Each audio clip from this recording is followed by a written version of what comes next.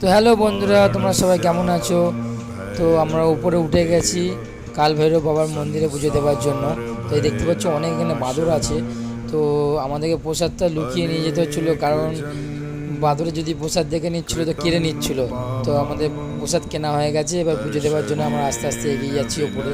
আর তোমরা দেখেছিলে আমরা রোপো করে এসেছিলাম ওপরে পুজো দেওয়ার জন্য, কারণ কাল ভৈরব বাবার মন্দির অনেক ওপরে, অনেক উঁচুতে। তো আমরা রোপো করে আসতে হয়েছিল। সামনে দাদা আছে, বৌদি আছে, বাচ্চারা আছে। আমরা আস্তে আস্তে যাচ্ছি পুজো দেওয়ার জন্য। ছোট ভাইও আছে সামনে।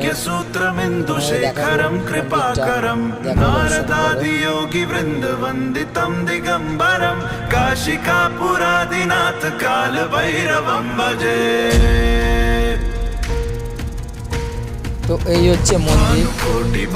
জয় মহাকাল।